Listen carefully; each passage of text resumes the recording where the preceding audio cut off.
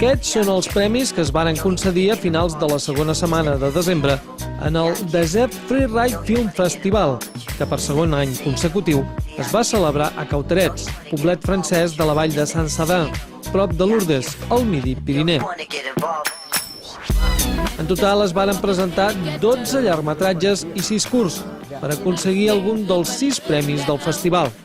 Per això, Adrien Courier, cèlebre esquiador francès i president del jurat, es va rodejar d'experts en freeride, entre els que hi havia la barcelonesa Alba Pardo. Avui veurem les últimes 3 pel·lícules que falten, però fins ara hi ha hagut una varietat molt gran, des de pel·lícules documentals que han explicat edicions amb viatges d'alpinistes als Himalaies, fins a vídeos de snowboard molt tècnics, vídeos de noies que han viatjat per tot el món buscant la neu. Vull dir que ha sigut una varietat molt gran de pel·lícules entre unes i les altres. Els 8 membres del jurat no ho varen tenir gens fàcil per escollir els guanyadors, encara que l'organització els va agraciar amb tota mena de tensions. Des de poder esquiar a la petita estació de Cauterets, amb més de 50 anys d'història, fins a veure algunes pel·lícules des de les mateixes piscines termals que tanta fama han donat al poble que els acollia.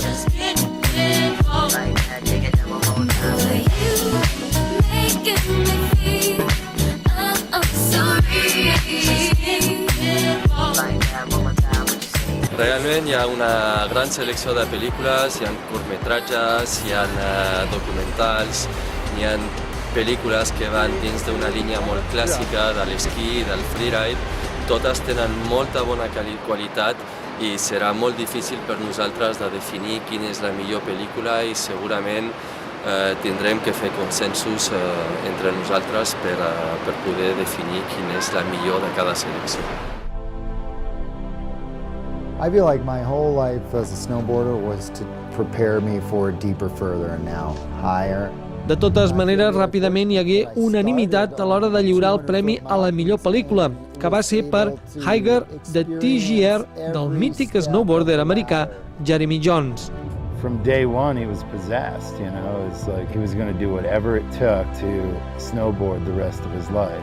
És la tercera pel·lícula d'una trilogia que ha guanyat molts premis i que ve a ser la culminació de la carrera d'aquest snowboarder excepcional que un dia va decidir prescindir de l'helicòpter i ascendir a la muntanya amb splitboard.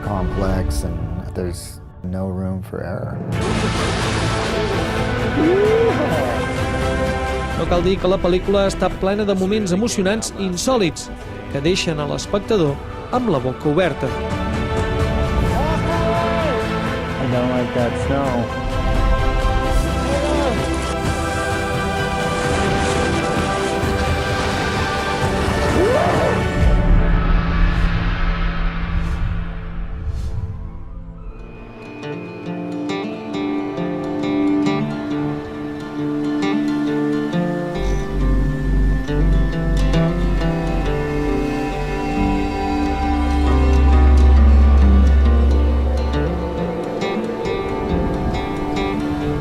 El premi a la millor qualitat d'imatge va recaure en Afterglow, de Sweetgrass, un curtmetratge rodat a les fosques, però incorporant llums LED als vestits dels esquiadors, amb el que es creava una atmosfera molt especial.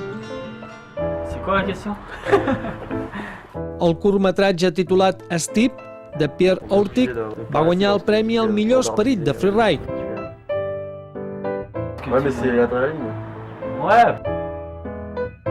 Es tracta de 3 amics que esquien fortes pendents a Chamonix i on es posa de relleu que no cal tenir molts mitjans per fer una bona pel·lícula, sinó posar-hi molta passió pel que es fa.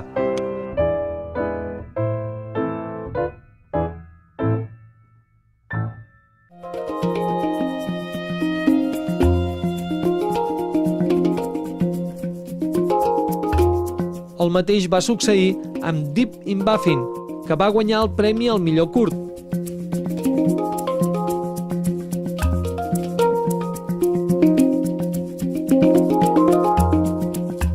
En aquest cas, són 3 amics que fan un viatge a Groenlàndia, esquiant totes les canals de neu que troben al seu camí.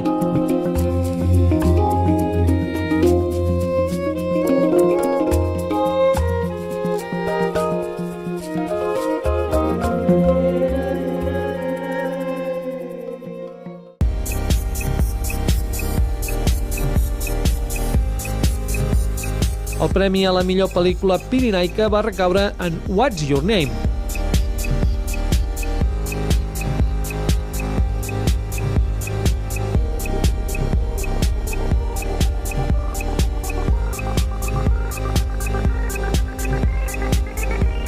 Espero que este evento podrá un poco promocionar los Pirineos en general, que sea francés o español, creo que lo necesitamos.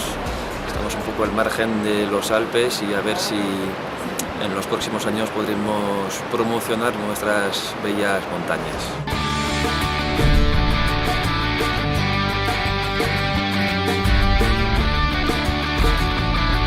Finalment, el premi del públic se'l va endur el documental Bec de Roses, creat pel suís Peter Charap.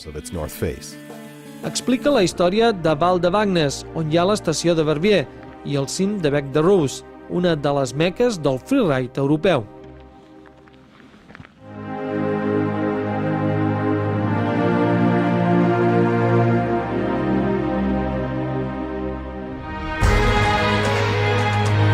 A part d'aquestes 6 pel·lícules, n'hi va haver algunes més que també es mereixien un bon premi, com per exemple el documental suec Dreamline.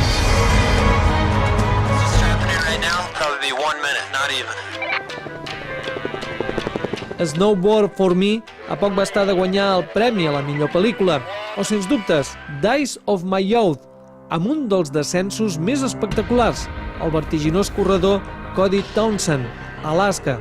Tot plegat per gaudir del millor frisky del moment.